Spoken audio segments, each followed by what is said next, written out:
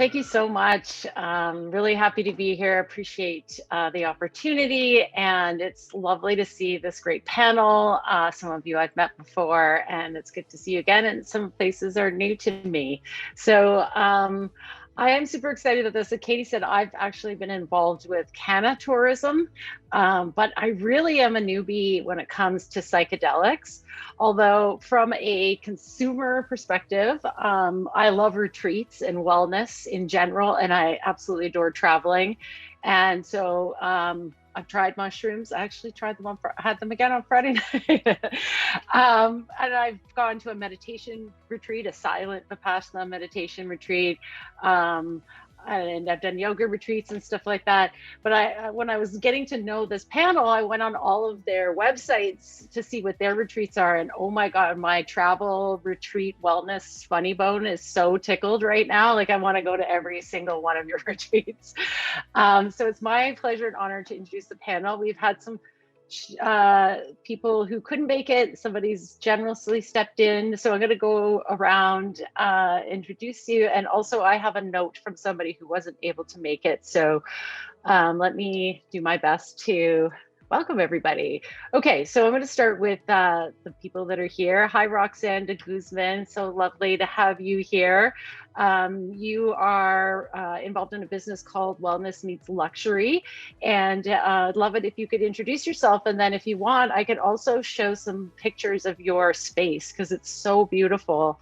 So if you want, I can share my screen and you could introduce yourself. That would be great. Welcome.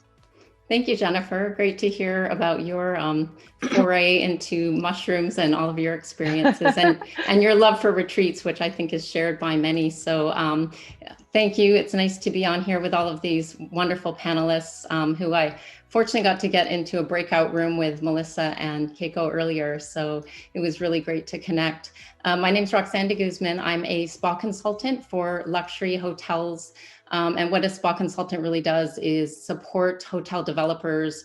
For me, it's been mostly in the luxury space in Asia Pacific for the past, I'd say the better part of 20 years, where I lived in Phuket, Thailand. I lived in Bali and also in Malaysia. And the photos that you're seeing now is our resort in Malaysia that I was at until last May. You're closed right now, right? Unfortunately. I'm in, it's closed right now. COVID, in a new lockdown in Langkawi. But it's a very eco-friendly resort, like really and truly. So beautiful. We have a permaculture garden there that is, they've created for children, which is really one of the points I wanted to touch on today, is really having a space for children to learn about plant medicine in a healthy way, because, if they're not doing it in school, which they very much likely are not, then they're coming to a space where there are local medicine people who are really taking them on a journey of both the rainforest with the forest bathing benefits, as well as the benefits of having a curated sort of manicured garden that they walk through, and even labyrinth spaces that families walk through. Because as much as we love travel and travel as women, and we want to focus on ourselves and on our healing, we also have in tow sometimes a family, and children can be in any age range. So what we try to do in the hotels is incorporate some development with kids clubs, with children's activities where they're really learning about nature. And part of our Datai pledge at that particular resort, the pictures you were showing, is that they have fishing for the future, butterfly walks, rainforest walks. There's a calendar of events for the entire day that supports really uplifting and working in nature and learning that we are a part of nature for children and families. So the spa, it's kind of infused. What we're trying to do is I see in a lot of new resorts that they are infusing the whole wellness as a DNA, as part of their DNA. So it's a beautiful thing, because hotel developers predominantly have been a lot of male. It's a lot, very male dominated, I guess, space, where now I'm starting to see, especially in Asia, a lot more families that are owners of these boutique wellness hotels, and they are a lot more open to a range of wellness practices and alternative therapies and really grounding practices. So Oh, so beautiful. How many guests can you have at your space at one time? How many That rooms? one that you were just showing, that's 122 villas.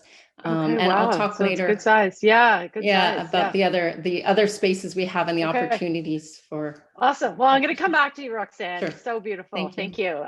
So Keiko, I have you next on my list, and you have an absolutely beautiful place in an altogether different country, which I just cannot wait to go and visit as well. So Keiko, why don't you tell us about Coral Cove and your wellness?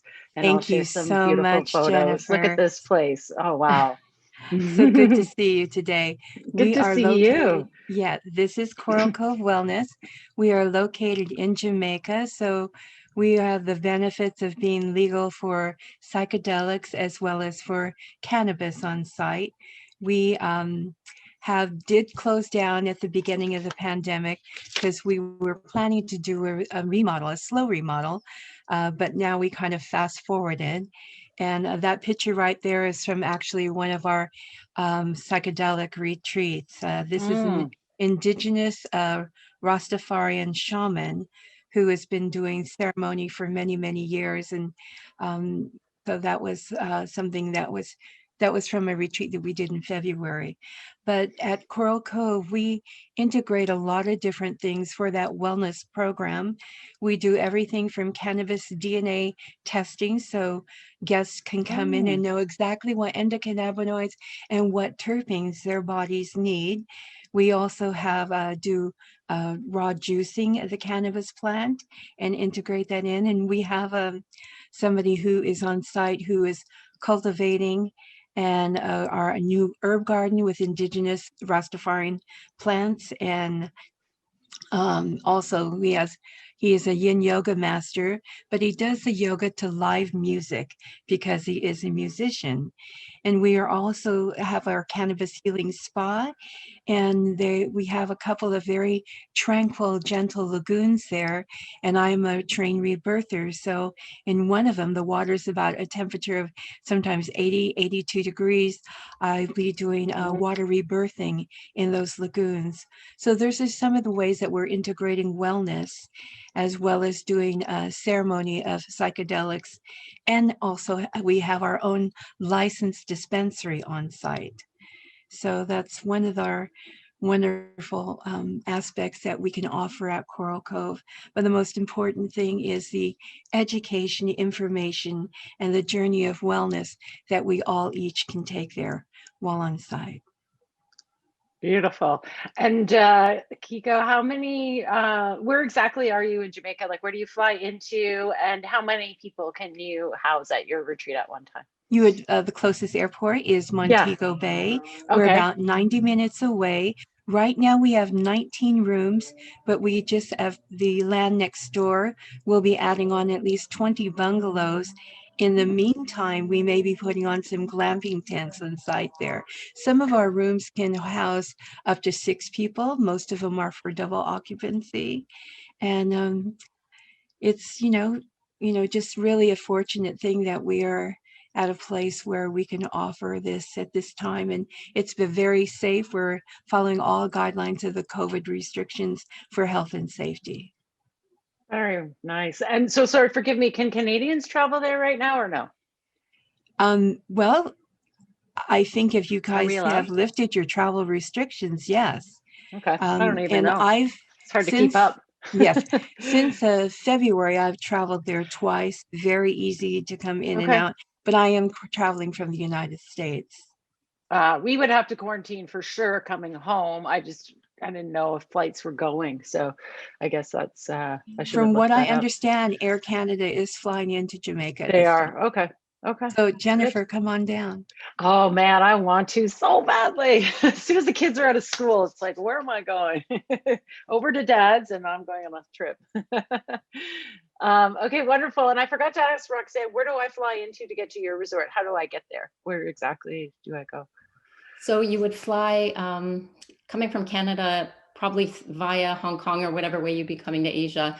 And then you would probably go either to Kuala Lumpur Airport in Malaysia, and then to Langkawi, or you would fly direct from Hong Kong to Langkawi. So it's Langkawi Airport. And then you're met and greeted at the airport by our team, and they'll take you in a car. It's about a 40-minute drive to the bottom part of the island, which is where the resort is. Okay. So Langkawi's an island, so you have to go from Kuala Lumpur in a plane to Langkawi, and then it's a bit of a drive.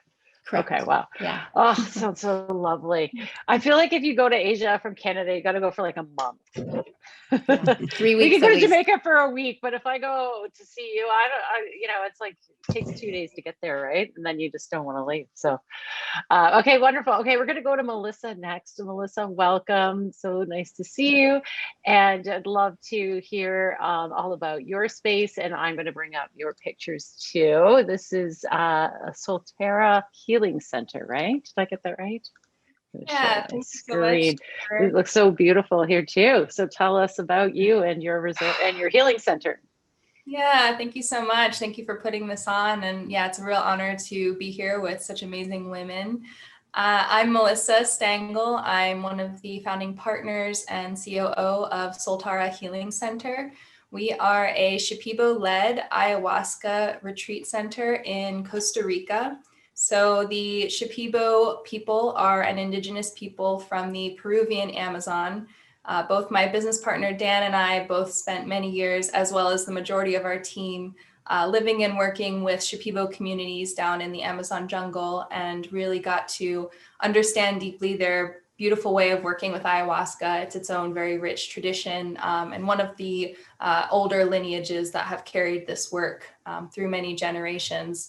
We also have a focus on integration. So this was something that, after working in various centers throughout Peru, working with ayahuasca for many years, we really felt like what was needed by the community and what we ourselves wish we had more of was a support system and community to help integrate these experiences, these potentially transformative experiences, back into our lives back home. And so with the development of Solterra, we worked with clinical psychologists who have also had experience working with ayahuasca plant medicine to develop a robust integration program, which starts at the beginning of the retreat in the preparation phase for it and continues long after the retreat ends. So really trying to reframe the healing experience and the healing journey as much beyond just the container of the retreat itself, but really being this lifelong process.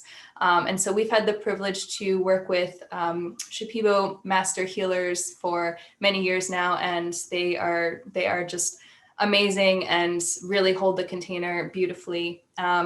We have small group sizes, so our maximum capacity is 22 guests, and that allows the healers to work individually with each person throughout their retreat. I can talk a little bit more about the ceremony structure, but you can also find that on our website. And we have been lucky to be open since November 1.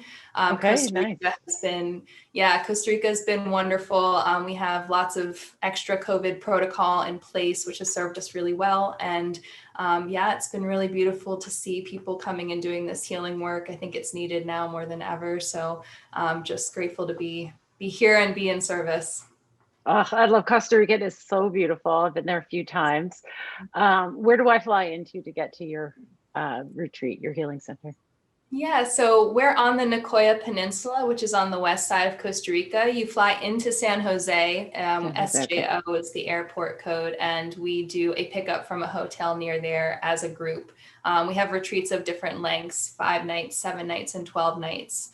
So just depending on that, we pick you up and drop you off, and everything's included once you land. Oh, that's amazing. Looks so beautiful. So welcome and thanks for sharing. And we want to hear definitely more about it. Okay, so one of the people that couldn't make it today is Natasja Pelgrom. Unfortunately, she was ill, but we are so lucky to have Tessa van de Ven. Did I get that right, Tessa? Good, super. Welcome. You generously stepped in at the last minute, and you're going to help us understand a little bit about what you do. And also, I gather you work with Natasja, so you can share a little bit about her retreat. But first, tell us about yourself. You're the founder of the Inner Travel Guide, and I went on your site to see it, and I was like, oh, I don't speak that language. I can't read it. It wasn't in English. But there's also, you're part of the synthesis retreat with Natasja, right? So I could also show that for while you introduce yourself. So welcome. Tell us about yourself, Tessa. Thank you. Thank you, Jennifer, for the introduction, and thank you for having me here. Yeah, I'm stepping in for Natasja Pelgrom. She's like the retreat director from Synthesis Retreat. And that's actually also the place where I met her. I started working in the retreat space from the beginning of 2018. That was also the start of the company Synthesis. And then we were with like a small group of 4 people, and we had big visions, and we really wanted to synthesize like our backgrounds and our ideas and everything that we were like foreseeing that could happen in the retreat space and with the legal, socially accepted truffles in the Netherlands. So I started there in 2018, and then I think 2 months after I joined, Natasja was joining. So we have been working for over almost 3 years together at Synthesis. And Synthesis started with like a 3-core program, like a 3-day retreat where there was a lot of focus as well on preparation, integration. But the main activity, like the main ceremony, is the ceremony with the psilocybin truffles. We have been like hosting groups up to 16 people for like almost 3 years until kind of COVID hit us, and we had to close the doors or like take a break, take a pause to continue. During this period of the past few years, we developed a core retreat program, but also like a 5-day women's retreat program, a 5-day expansion retreat program.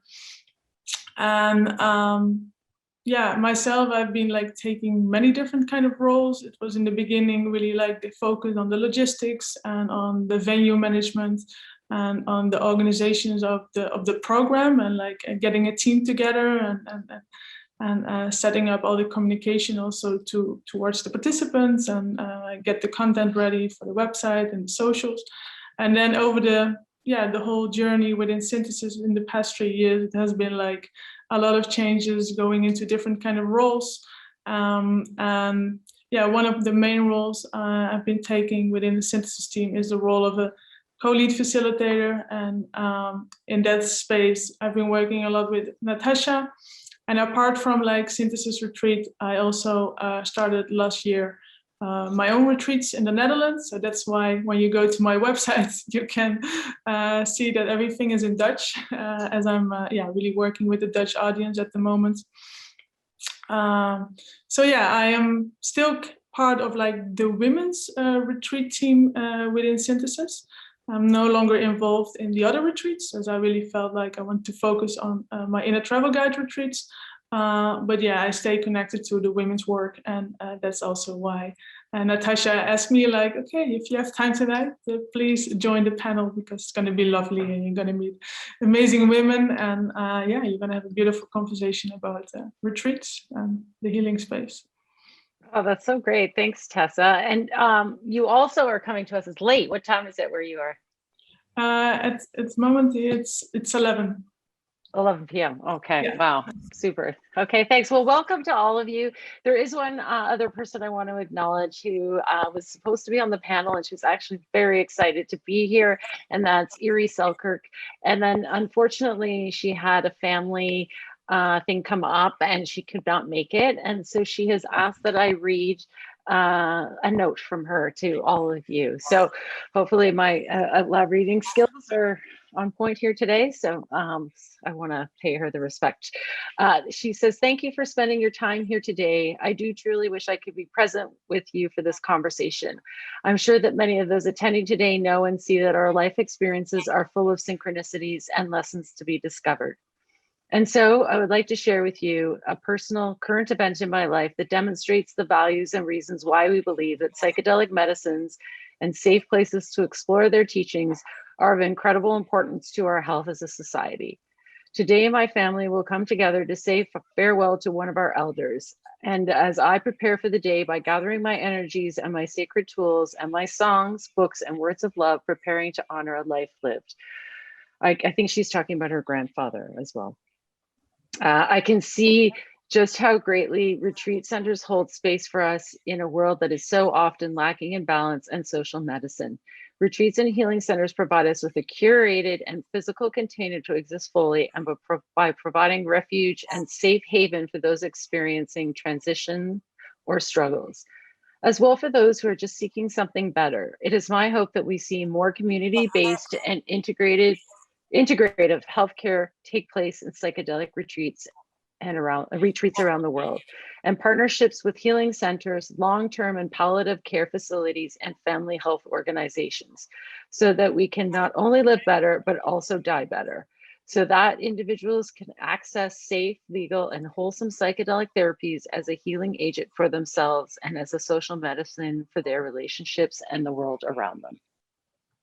And that's from Irie. So thank you. That's an interesting, yeah, so I gather there's a palliative situation with her grandfather and the family's coming together. And so those are just wonderful worlds, and sets a really nice tone for this, because gosh, like the context of these healing retreats and the mental health issues that I think have been created around the world with families, with individuals, with children, with ourselves is like the topic of tomorrow, and that should be the topic of today. And you know, so I would love to hear from you, Roxanne, because you represent a very unique side of the travel space when it comes to wellness. You're really in a luxury space. You are speaking to families.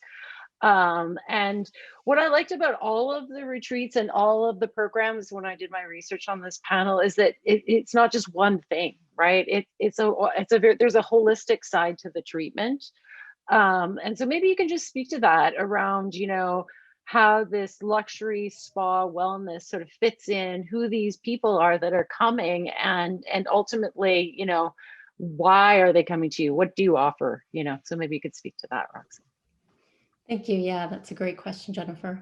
Well, what I've been seeing as far as this particular hotel that you were showing, which is one of the hotels I've worked with, because over the years I've worked with 6-star hotels, which are called the Amman Resorts, as well as some many 5-star hotels as well. And the people that are coming are really people who have access, obviously, to you know, pay for high-end facility, high-end holidays, but also retreats where we're able to invite practitioners. And, you know, listening over the past 2 days to the wonderful panelists and all of the women that I've learned from, because my foray into CBD myself has been over the past year as I've been navigating menopause, actually. And so I just see that in the retreat space, that these guests are coming to really learn either 3-day, 5-day, 7-day, 10-day, sometimes 2 weeks retreats where they're coming for a certain kind of training. It could be around writing. And then while they're in the writing retreat, that they're receiving spa treatments, and some of the spas will incorporate. So at the luxury level, because of obviously legalities, because of the safety factor of not having incorporated CBD or psychedelics or cannabis, into the whole thread of the wellness ecosystem, that a lot of hotels now at the luxury level aren't quite opening up to incorporating at the level of psychedelics, where they're sort of kind of just exploring, for example, at the spa in the massage oils, just having CBD infused massage oils and tinctures, things like in the rooms where instead of at the minibar having the typical minibar, now you're starting to see menus in new hotels where they'll have like sex toys and biodegradable condoms, and a menu where they can order different levels of CBD tinctures and CBD gummies. So I think that in new developments opening up, that there could be a lot of space for infusing a whole concept around sort of like what Keiko and Melissa and Tessa are doing and Natasja are doing at their spaces, to really incorporate the whole concept. So that the people that are coming are definitely a lot of families, a lot of repeat guests. So we get guests that are coming year after year, and their families are coming with them. So they start off as kids, and then 10, 20, 30 years later, because that particular resort is 40 years old. So the guests are coming in and bringing their children now. So you've got the grandparents, the parents, and the generations.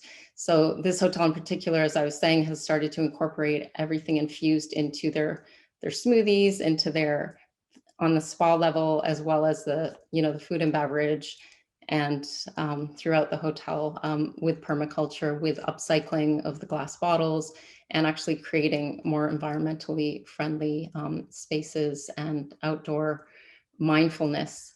I've seen developments, a lot of these, that they're incorporating the structure, the earth, within the spaces, so that you've got a bit of outdoors and the indoors, and you've got trees poking through villas. And yeah, that's, as far as retreats go, though, there's really the outdoor yoga sala, and we've got indoor meditation spaces, indoor and outdoor meditation spaces, where we can hold spaces for really healing retreats and one-on-one sessions for visiting practitioners to come and work with individuals.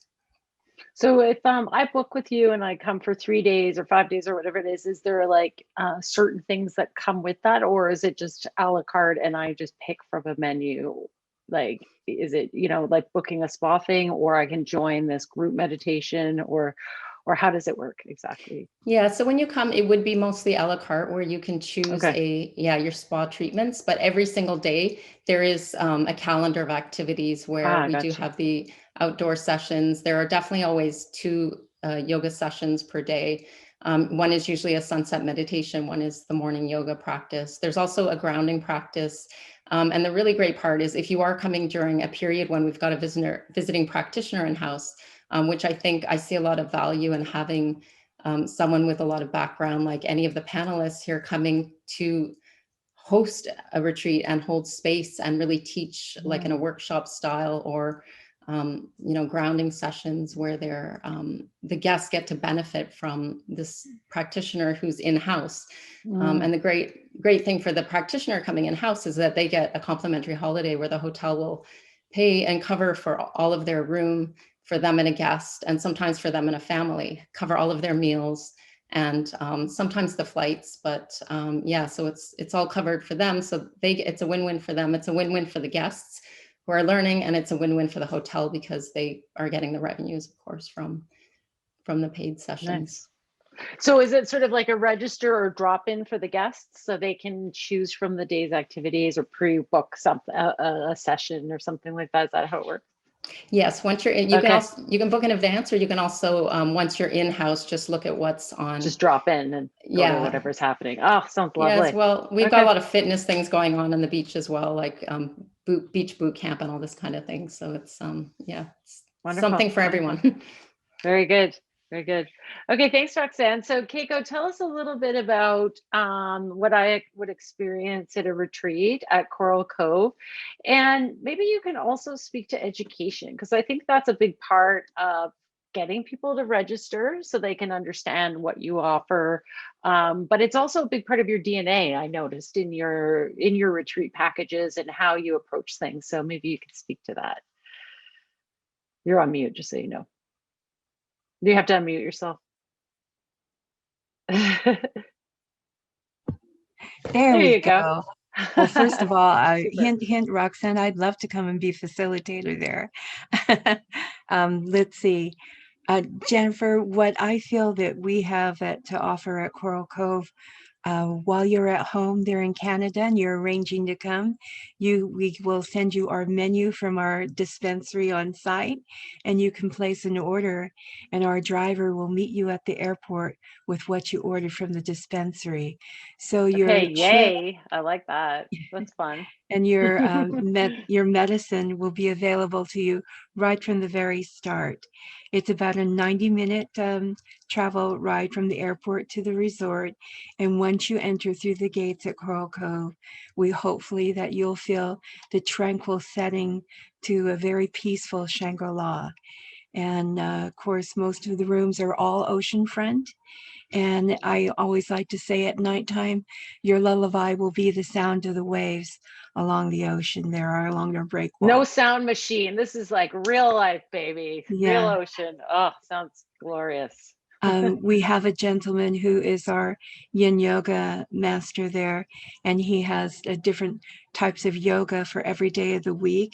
He's also very proficient in water sports as a surfer, stand-up paddle, and of course we have kayaking and snorkeling on site there as well. But he is also a gardener cultivator and a beekeeper. So we're starting a beehive there and wanting to be able to implant indigenous different types of medicine that is there, that has been available in Jamaica for years. So we like to be able to incorporate that nature into us. I mean, we are not an eco resort, but we are definitely doing things to move forward, just to be a bit more sustainable. We have purified water stations, and we'll be supplying our guests with water bottles. So we will not have to have any disposable water bottles any longer. And we do have a lot of solar power as well. And a lot of our groups that come into Coral Cove, we actually have them fill out a questionnaire so we can know specifically on what their needs are to wellness. So part of that education starts hopefully when you're at home and envisioning for yourself what you would like to achieve from your time at Coral Cove. Whether it be a cannabis integration or psychedelic integration. And some people definitely incorporate both. As we know, any natural plant and fungi medicine is individualized medicine. So each person's journey will be different for what they would like to achieve.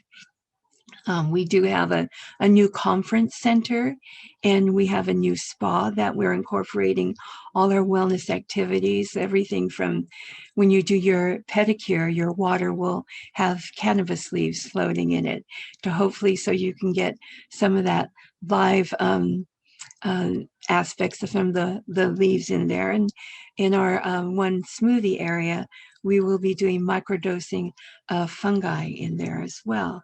So, you know, if people choose to, of course, it's not mandatory at all. And with our indigenous shaman ceremonies being offered, we want to make sure that we prepare the guest with as much information and education about the indigenous practices. So they will hold a lot more sacred space to be able to integrate their transition when they're utilizing any sort of psychedelic medicine. And we feel that that's very important because we know so many new people are coming into the space on their curiosity about psychedelics and any type of a different type of integrations, whether it be ayahuasca or ketamine or MDMA. You need to be able to have information and education to create a safe space and also to respect the sacred part of indigenous medicine. So I really feel that with Coral Cove and many of these other facilities here, we're really trying to create a wonderful avenue for people to be able to have great experiences through travel and wellness because the whole world is opening up. I definitely feel that energy since now so many people are being able to receive a vaccination, that the possibility for travel to wellness is much more a reality now than it was 6 months ago. And it's just a really honor to be here to be able to share this. And I feel that each one of us here who have a space, we need to trade trips with one another. And then we'll give Jennifer a complimentary one. Oh, these are all fabulous suggestions, everyone. I like it. Thank you for sharing that with us. So exciting. Okay, I'm going to go to you, Melissa. Tell us a little bit about your experience. So at Solterra Retreats, you do ayahuasca. which I've never tried, and I've definitely talked to people who've done it. It's on my list. But I do think that you have to prepare for it. You have to really understand, and you have to pick the right one, because for me, it's one of those things that there's a bit of fear for me, because I need to know that I can trust. So I think trust, safe space, maybe you could speak to that a little bit. I think these are very important, and I know you're thinking of it. So maybe talk to us about that. Yeah, absolutely. Ayahuasca plant medicine is certainly one of those medicines where people tend to feel the call to it, and it's really not for everyone. And a big part of our platform is also education. It's important that you understand that this is a traditional healthcare system.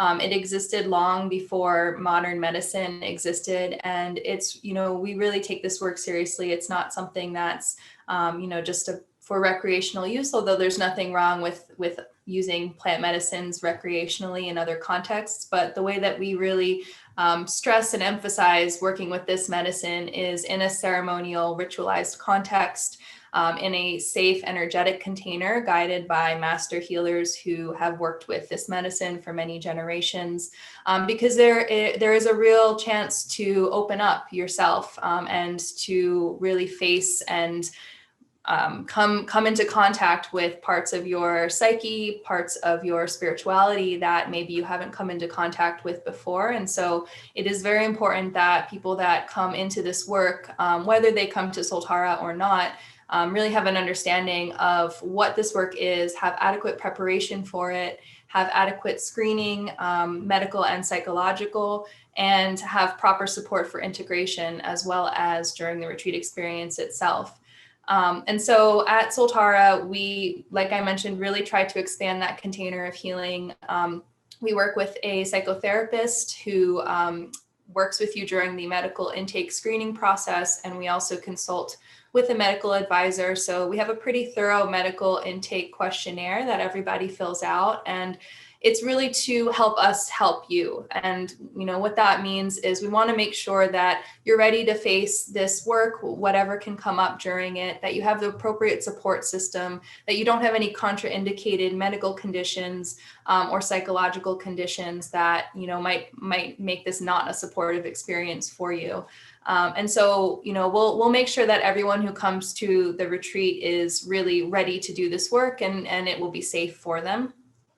And then working with ayahuasca can be a process. So we only offer retreats with multiple ceremonies because it can take some time to get into the deeper layers of this work. People can come for healing of all manner of things: grief, trauma, addiction, PTSD, depression, anxiety, and also for spiritual growth. So people come to us looking for what's next in my path, what's ahead with this next chapter, how do I move forward?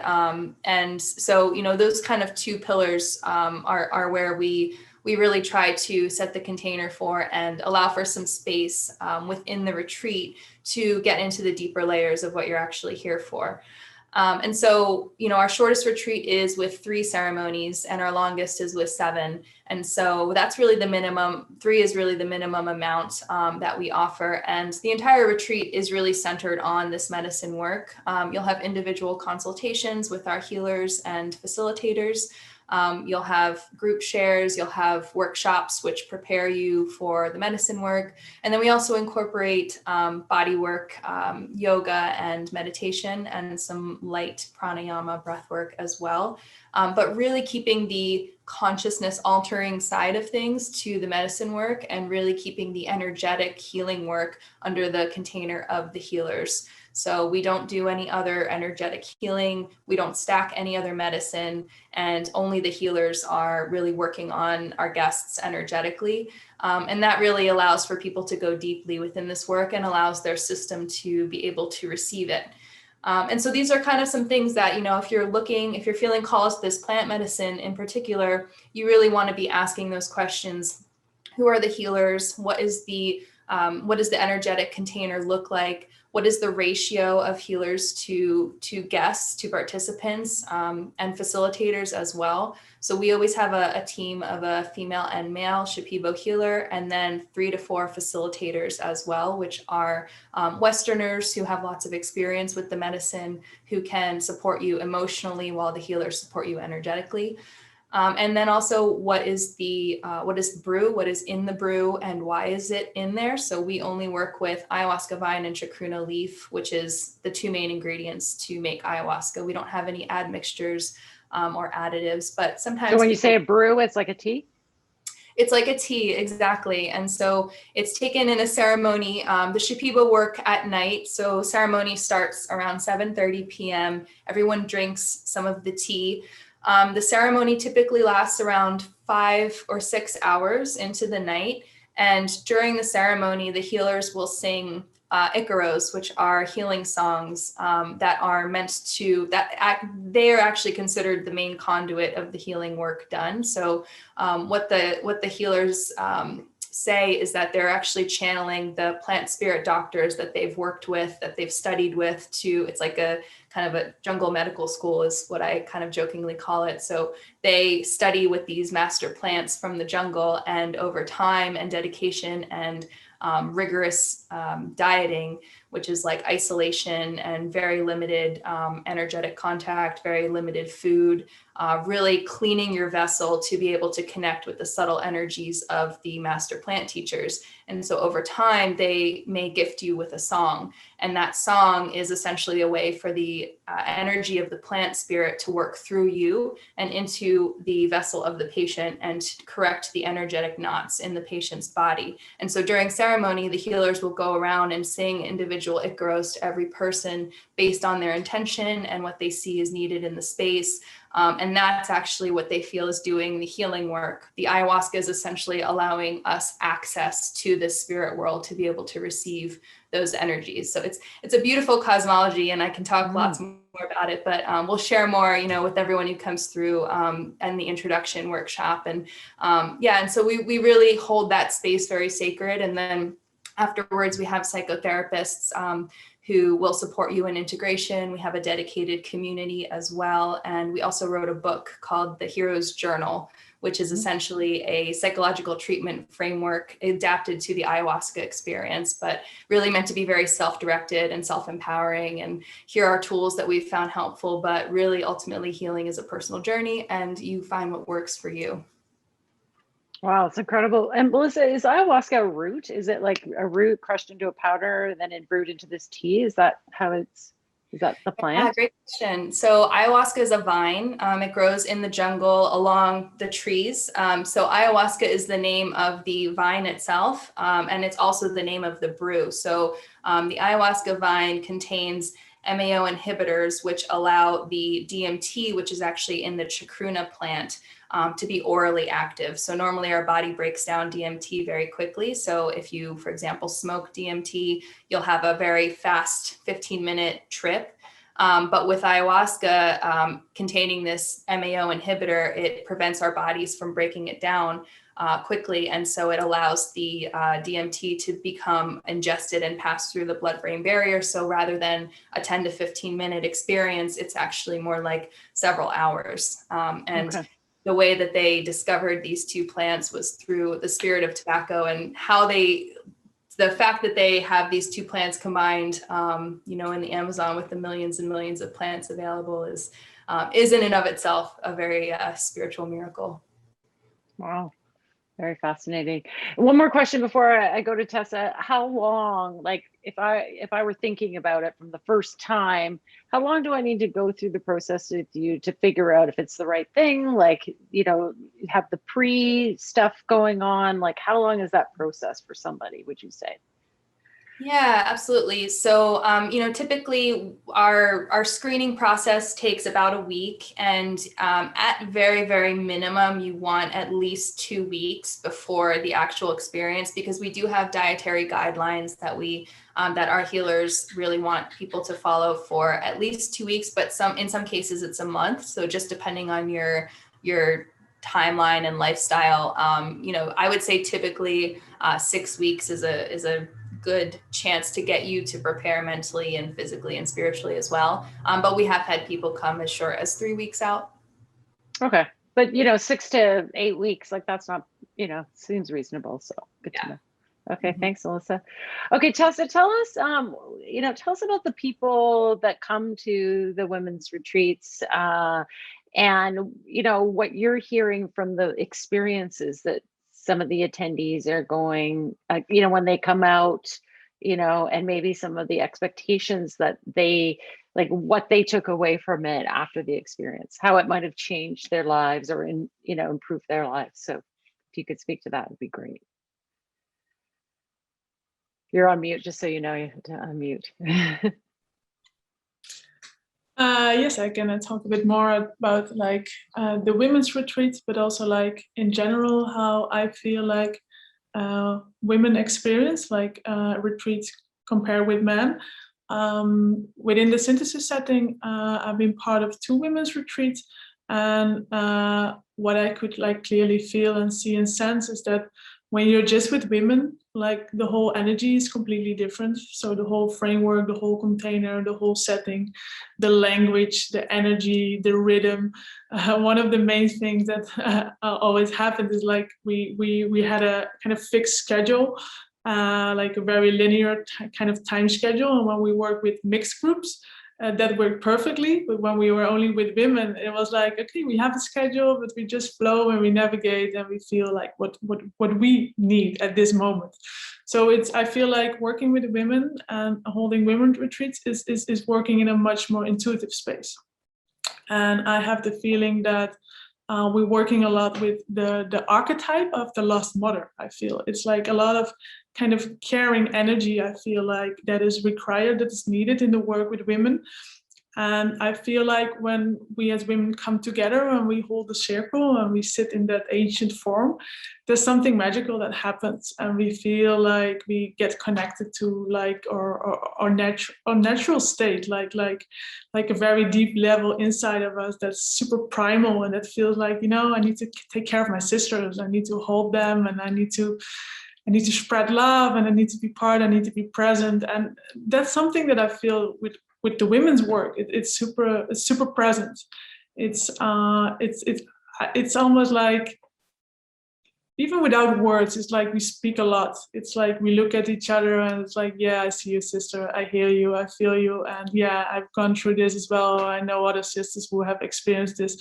So there's a lot of acknowledgement, a lot of recognition, a lot of a lot of like-mindedness, and a lot of a lot of care, I feel. So usually when we come out of a retreat, there's definitely this increased sense of, I know what it is to be a real woman, and I know what it is to go and continue. And I know what I need to take care of my femininity and my own female energy. So that's one of the main things that I feel. One of the other things that came up for me when you asked me this question is a couple of weeks ago, I did a retreat with a new team. And I work with this French healer. She has been trained with the Shipibo for 14 years. And when she started working with the Shipibo and with the medicine from the forest, she was asking the medicine why am I here? Am I here to become a healer or shaman? And then the medicine told her no, you're not here to become a medicine healer or a shaman. No, you're here to become a woman. And she was laughing and what? I'm already a woman. What is this about? What am I doing here? And then actually that was the moment for her, this is first experience where she really got to understand okay, maybe I'm not a woman yet. Maybe, yeah, I'm biologically a woman, but do I really feel sense I embody the female feminine energy, the fullest. So her journey has really been about becoming a woman. And now she's she's one of the best modern Western healers I know, and I feel very honored to work with her and to run retreats And when she holds that space, and when we sit with women in that in the circle, there's just something about her presence, her energy that activates, ignites something in other women, because we feel, when someone embodies something on such a deep level, it's just being in the presence of that other person awakes something inside of you. So I feel like this is really powerful with working with women. We remember each other. We remind each other of like what is a true nature? What are we here for? Oh my gosh, I love that so much. It's really amazing what you just said. And I could talk to you ladies for hours, and we're going to run out of time soon. So I have one more sort of question to put out to the group is like, for me, and I think what you were talking about, Tessa, is like when I've done in some retreats, it's been life-changing. Like I feel like I did one I was in Thailand, and it was a silent Vipassana retreat for 2 weeks. You're not allowed to talk for 2 weeks. And there was no alternative. It was all just yoga, meditation, and vegetarian eating. It was the hardest thing I ever did. But for me, it was like a before and after.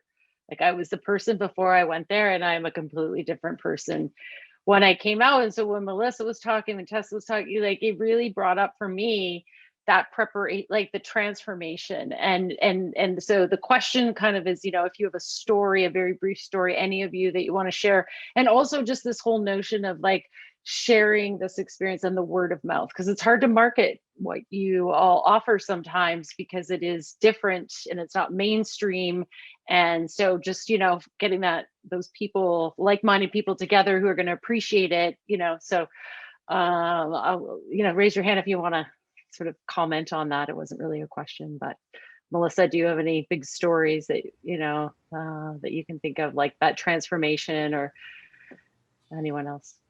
Yeah, I can comment a bit on that. It's been honestly so humbling and inspiring to see so many people transform in so many different ways. And one thing that really strikes me, that really points to this understanding of healing as holistic, is the way that ayahuasca and other psychedelic medicines can help us get to the root of physical illness and disease by really understanding the trauma and emotional healing that is underneath and underlying that. And so we've had people come through. For example, there was a woman, actually, you can find her on the Netflix series Unwell. Her name is Miok, and she came to ayahuasca after going through the Western medical system with scleroderma, which is a very serious condition that essentially mummifies you. And she shares her story on Netflix, and she actually came to Soltara last month as well and received this continued healing where she understood that the root of this physical illness was her childhood trauma, and the way she had adopted parents and was severely abused, and really understanding that was at the root of her body turning against her. That was not something that Western medicine was able to uncover or reveal or heal for her. She was bedridden for 10 years, given a death sentence on 32 pills a day, went to the best. She was a Harvard professor and had the best medical insurance and the best Harvard doctors. And they all said, you won't live past a few years. And as a last resort, she got in contact with Gabor Mate, who is on our advisory board at Soltara, who really is a psychiatrist who really believes in the power of ayahuasca. He recommended ayahuasca to her, and within just a few sessions of working with ayahuasca, she was able to walk again. And she was just at our retreat last month, continuing our healing. Goosebumps. She's amazing. I definitely recommend looking her up. She's walking up and down our hill, and she's just like continuing to get to the root of this. And she can feel, when the maestros work on her, she can feel her body loosening and feel this sort of forgiveness and healing happening. And it's just one of many, many powerful stories that is just really understanding that this medicine goes deeper than what Western medicine can offer, and really looking at things from a holistic perspective. You know, our trauma can leave energetic inputs, our mental illness can be rooted in our disconnection from our spirituality, our physical issues can have emotional roots. It's all one thing. And I think that's the real power of psychedelics and holistic medicine.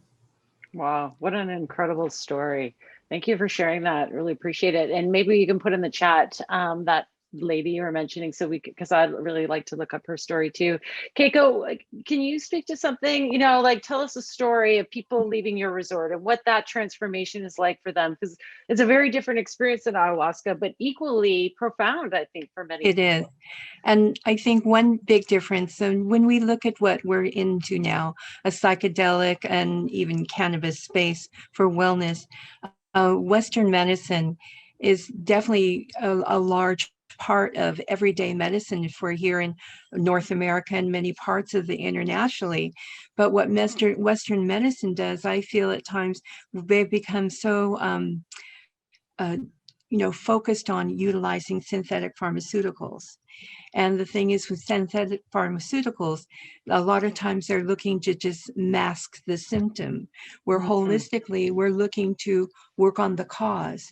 And I think with the natural plant-based and fungi and psychedelic medicine, it has the capabilities and the possibilities to interact with us physically, but all, as Melissa was saying, mentally and spiritually. And to that is the whole person. So when we come into opportunities to work with that within each one of our bodies, I know that we have seen certain transformations with patients at Coral Cove who are right now through COVID suffering with anxiety and depression, which was very high a lot on people's lists as they were going through this year and a half of COVID lockdown. And we had some people come in who they were definitely had high issues of anxiety and depression. And with a ceremony and education and learning about the integration of that fungi medicine, they so much weight was lifted from them. And these were just, very simple applications, but yet it really was connecting so much more than the physical. It was much more that mental and ideally that spiritual journey. We start with a lot of our first initial impact of pain and trauma through the birth canal. And as a rebirther, understanding that trauma from day one of our first breath outside the womb of our mother, it starts a lot of trauma. And I feel that I've seen so many transformations with individuals who have been able to work through that, as well as childhood trauma and abuse, as Melissa was saying from the one Harvard professor there. That's what I really feel that natural plant and fungi and psychedelic medicine has to offer. Something that can really touch so much of us on a very simple base, but yet it's so deep and so meaningful.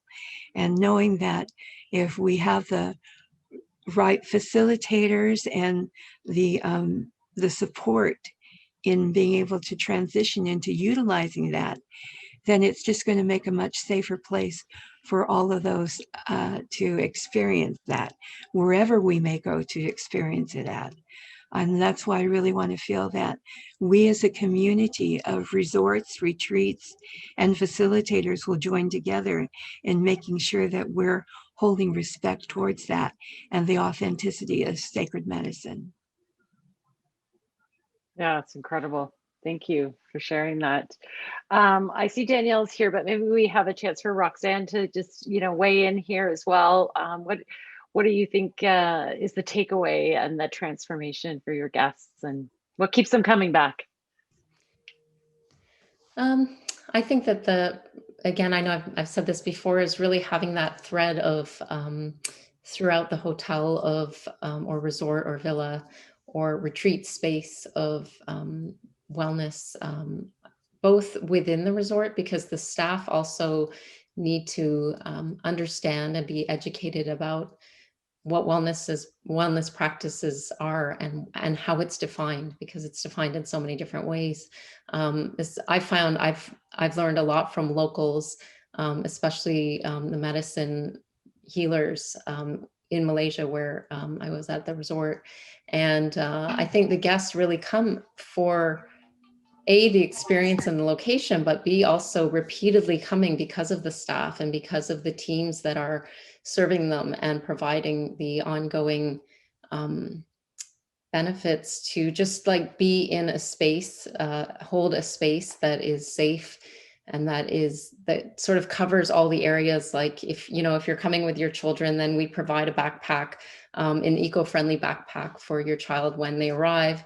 And that backpack is full of creative, like coloring books and items that he or she can read and learn about the earth, Mother Earth, connecting with the earth, about supporting marine life, and then participating in those activities that we have, because we have high turnouts and we have waiting lists sometimes. So we have to add more classes, holistic classes, meditation, movement classes for guests. So I think that is one of the big, education is one of the big takeaways from it. I feel that I would love to be able to pitch more hotels. I think I've counted over 200 new properties as far as luxury goes in the pipeline.